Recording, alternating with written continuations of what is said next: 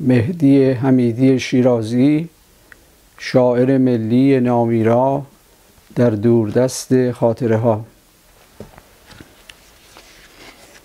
مهدی حمیدی شیرازی روز 14 اردیبهشت ماه سال 1293 خورشیدی در شهر شاعرپرور شیراز چشم به جهان گشود و در 23 تیر ماه 1365 پس از 72 سال زندگی و نیم قرن فعالیت ارزشمند ادبی دیده از دیدار فرو بست تا در حافظیه شیراز سر بر بالین خاک نهد و روح دردمند ملولش که در سراشی زندگی از بی‌وفایی مردمان در تب و تاب بود در کنار سرحلقه رندان جهان آرام گیرد. پدرش سید محمد حسن سقط الاعلام از بازرگانان سرشناس و مردمدار شیراز بود که به آزادی خواهان صدر مشروطیت پیوست و به واسطه حسن شهرت و وجهه مردمی در نخستین دوره مجلس شورای ملی به نمایندگی فارس راهی مجلس شد. مادرش سکینه آغازی ارسنجانی مؤسس دبستان عفتیه شیراز بود، شاعری خوشقریحه و بانوی دانشور و آگاه که به لحاظ آن که بانی نخستین دبستان دخترانه شیراز شد با پشتکار توانست علیرغم مشکلات و مخالفت‌های بسیار از عهده اداره مدرسه برآید و با هدایت شاگردان به آموختن دانش و تشویق به داشتن حسن اخلاق منشأ خدمات ذی‌قیمت اجتماعی گردد، نزد شیرازیان به خدمتگزاری فرهنگی، حسن شهرت و محبوبیت عام داشت.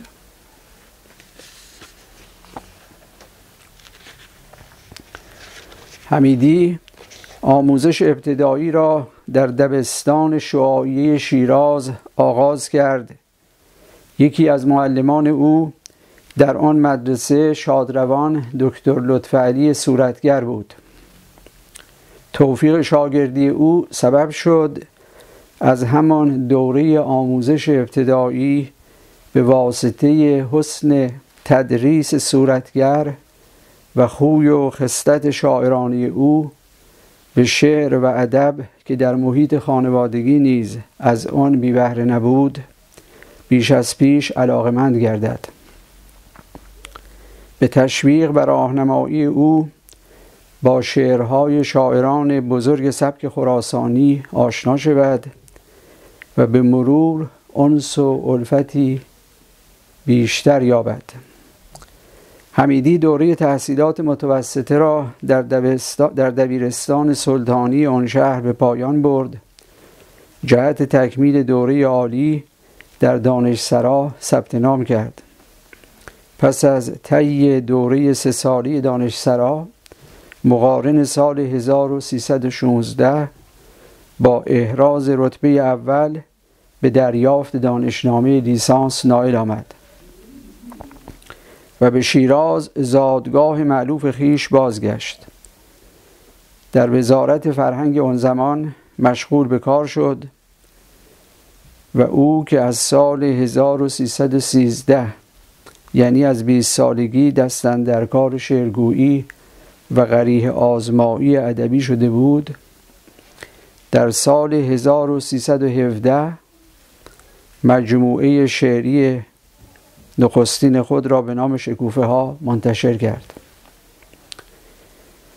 که با آنکه اولین کتاب برآمده از سروده های دوران نوجوانی او بود، دیده دوستداران ادب فارسی را روشن کرد و تقریض استادان بزرگ ادب را که از ظهور گوینده توانا خبر می‌دادند در پی داشت. وی در همین سال با حادثه ناگوار درگذشت نامزدش روبرو شد. مرگ جانگداز یار نوجوان او را به سرودن دو بیتی‌های پیوسته‌ای واداشت که عنوان آرامگاه عشق گرفت. یک سلسله تصاویر مؤثر غم‌انگیز را از زندگی زودگذر دختری ناکام همراه با تلقی شاعرانه سخنوری توانا از حادثه ناگوار مرگ در قالب سروده‌های موزون و مقفا جاودانه کرد. پس از سرودن شکامی آرامگاه عشق که در تاریخ 29/6/1317 رخ داد تا تاریخ 9/10/1318 سکوتی 1 سال و چند ماهه که ناشی از شرنگ ماتم مرگ یار بود بر او عارض شد تا عاقبت گذر جبری زمان که مرهم گذار جراحات روحی است ارمغان آور فراموشی تدریجی شد. زخم خاطر دردمند حمیدی به مرور التیام یافت، قریحه شاعرانه‌اش از نو شکفته شد. از شعرهایی که طی 3 ماهه پایانی سال 1318 و ماه‌های پیامدش در سال 1319 سرود، کتاب پس از 1 سال شکل گرفت و برای نخستین بار در سال 1319 به عنوان دومین مجموعه شعری او به بازار آمد. 1 سال پس از سرودن چکامی آرامگاه عشق و قبل از انتشار کتاب پس از 1 سال، خار عشقی دیگر دامنگیر حمیدی شد. در محیط اجتماعی شیراز که به شهادت زیبا پسندانه حافظ مرکز لب لعل و کان حسن بود، حمیدی زیبانگر در میان گلزار مدارس دخترانه که ترکان سیه چشم شیرازی به ربودن دلهای بیتاب بینندگان بر یکدیگر پیشی می جستند، با دختر زیبارویی به نام منیژه آشنا شد که در دبیرستان مهرآیین شیراز درس می خواند. حمیدی مدتی آموزگار سرخانه او بود. منیژه هر بار حمیدی برای درس دادن به خانه می آمد، اتاق پذیرایی را با گلهای بیدمشک می آراست و در لای کتاب برای ابراز علاقه غنچه‌ای خشک ارزانی نگاه آموزگار می کرد. با یاد تو در دماغ جان من بوی گل و بوی بید مشک آید، هر لحظه به صحنه خیال من دست تو و غنچه های خشک آید. می بویم و بوی مشک می گیرم ز انگشت لطیف و دست سیمینت، می خندی و من به خواب می خندم در پرتو خنده های شیرینت. در پی این ابراز مهر پوشیده هر بار نگاه منیژه با نگاه حمیدی روبرو می شد، شراره های دلربایی بر دل زیبا پسند حمیدی می نشست. نگاه خواهان حمیدی را به سوی چشمان افسونگر منتظر پاسخش پاسخ می گرفت. این رد و بدل نگاه که سرخی رخسار و دگرگونی احوال آن دو را در پی داشت، سرانجام بانی عشقی نافرجام شد. اخگر تمایلی جانسوز بر پرند لطیف روح حمیدی نشست، با شعله های سرکشش آتشی را برافروخت که طبع توانای حمیدی را بیش از پیش گرم کرد و به سرودن شعرهای عاشقانه‌ای واداشت که بر غنای ادب فارسی افزود. از دریای طبع گوهرزای او رشته‌های مروارید غلطان بر ساحل ریخت و ارمغان آور رهگذرانی شد که در جستجوی گوهرهای رخشان گردشگر سواحل دریاهای ناآرام هستند. با اون که جلوه رخسار منیژه همدم همیشگی حمیدی بود و مدام چهره دلربایش در آیینه خاطر شاعر نقش می‌بست، احساسی درونی به حمیدی می‌گفت به واسطه خویشاوندی منیژه با خاندان اشرافی قوام شیرازی توفیق وصال نامیسر است. علاوه بر لاقبایی آموزگاری جوان و بی‌آتیه که دستی خالی از درم مقبول اهل زمان داشت، مبارزه قلمی و ناسازگاری فکریش را با اشرافیتی که به قصد اعمال نفوذ و سودجویی عامل اوامر بیگانه بود، مغایر مصلحت و مانع سعادت آتی خود می‌دید. از این رو حمیدی به قصد پایان بخشیدن به این ماجرای عاشقانه عازم خدمت نظام وظیفه شد. برای دیدن دوره آموزش نظامی به تهران رفت. طی چند ماه گرفتاری‌های خدمت او را به خود مشغول داشت، تا آن که پس از پایان یافتن دوره آموزش نظامی با درجه افسری از تهران به شیراز بازگشت و در حال و هوای شهر و تجدید دیدارهای دو دلداده آتش جذبه مهر پیشین را که در زیر خاکستر دوری به سردی گراییده بود از نو گرم کرد. آتش عشق برافروخته شد. زبانه‌های شعله‌خیزش حمیدی را به انتشار سروده‌های دلانگیزی واداشت که بر زبان عاشق پیشگان شعر دوست افتاد و راز هویدا شده دلدادگی آن دو را از شیراز فراتر برد. ولی به تأثیر همان احساس پیشین که حمیدی را به مسافرت برانگیخته بود و یا همان نگونبختی که غالباً ملازم سرنوشت غم‌انگیز عاشقانه است، سیر حوادث به گونه دیگر شکل گرفت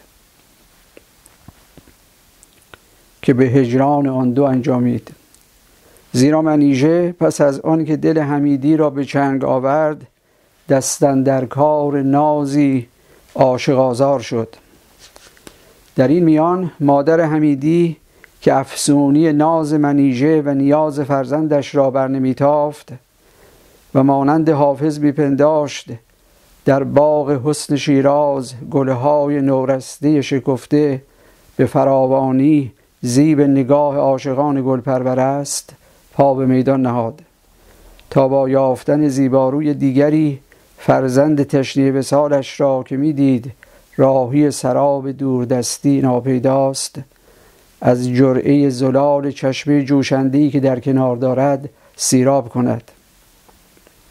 ولی پس از آن که مقدمات کار فراهم آمد و به پیشنهاد مادرش پاسخ مثبت داد و خبر نامزدیش با دختر منتخب مادر که از خویشاوندان نزدیکش بود به گوشها رسید، فریاد شکوه و اعتراض و زاری و بیقراری منیژه در شیراز طنین افکن شد و حمیدی این عاشق دلخسته را که هیچگاه از یاد منیژه غافل نبود و هیچ کس جای خالی او را در ذهن و ضمیرش پر نمی کرد، از نو بر سر دوراهی تردید و انتخاب قرار داد.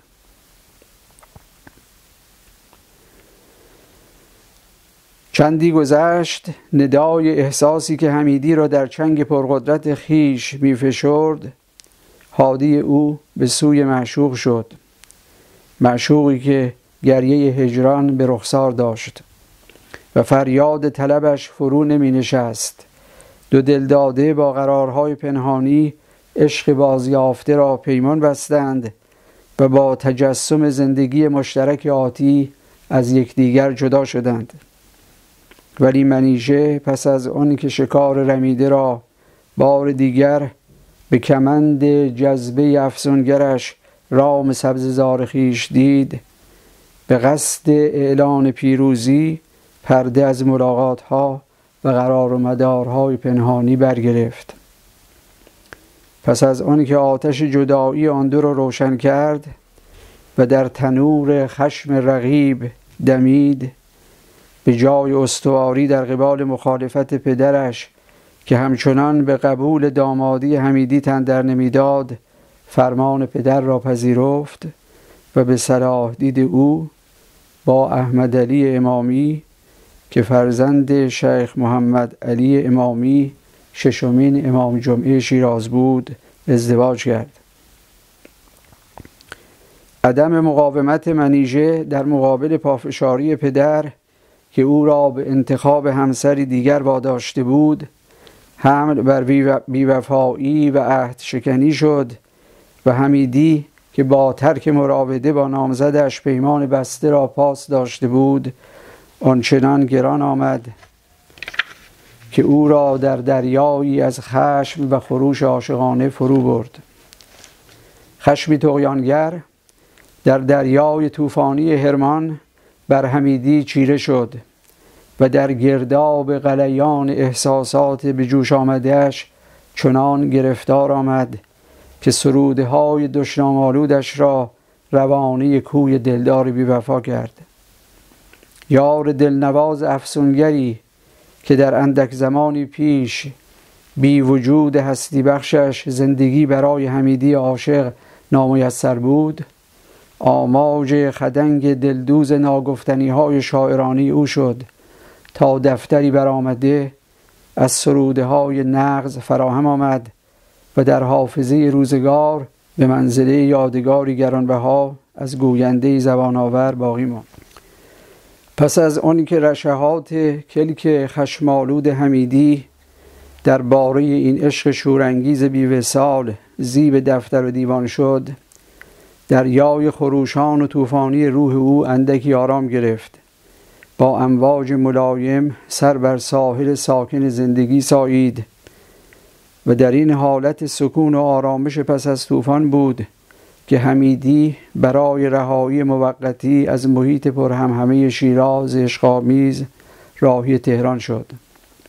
شیدایی و سودازدگی کاستی گرفته او در دامان البرز سر بر آسمان کشیده او را به دام طره یاری دیگر گرفتار کرد. 5 شهریور 1321 با ناهید افخم که از خاندان نامآوران بزرگزاده تهرانی بود پیمان زناشویی بست.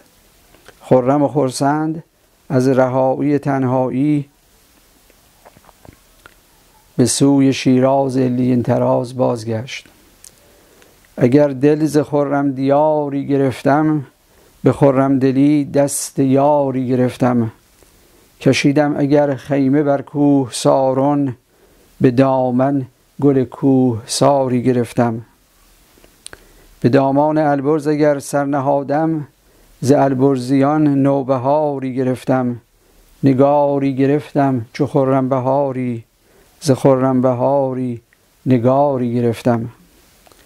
به دستی غم دیر پا کندم از دل، به دست دگر غمگساری گرفتم. بگویید چونین بهاری که دارد، بدین سان گلی گل عذاری که دارد. ولی اقامت در شیراز دیری نپایید. بعضی از شیرازیان اختلاف مسلک سیاسی و عشق و شعر حمیدی را بهانه سرزنش قرار دادند و به کارگردانی رئیس اداره فرهنگ که با حمیدی دشمنی داشت در روزنامه ها بر او تاختند تا عرصه زندگی بر او تنگ شد. شیراز پرخاطره را رها کرد و به تهران رفت و از سال 1323 در تهران ماندنی شد. 2 قصیده دوستان احمق و پیامی به مادرم را حمیدی در این باره سروده است. در قصیده اول میگوید: خسته کردند مرا این ز خدا بیخبران، خسته از زندگی و هرچه که پیوسته در آن. سیرم از دیدن رخسار شب و چهره روز، چون ز دیدار دم بازپسین محتضران. بر سر کلبه من روز و شبان میتازند، همچو بر کشور مغلوب که بیدادگران. در بدر کردن من آرزوی دیرین است، که بود روز و شب اندیشه این در بدران. و در قصیده دوم که با مطلع ای دم سرد خزان، ای نفس مشکینا، ای کمر بسته به تاراج گل و نسرینا شروع می شود، خطاب به مادرش می گوید: مهربان مادر من، چون به تو این نام رسد، از غم هجر مده با گوهرش تزیینا. هیچ مگری که کنی روح من آزرده ز خویش، گر بشویی به گوهر مژه چون زوبینا.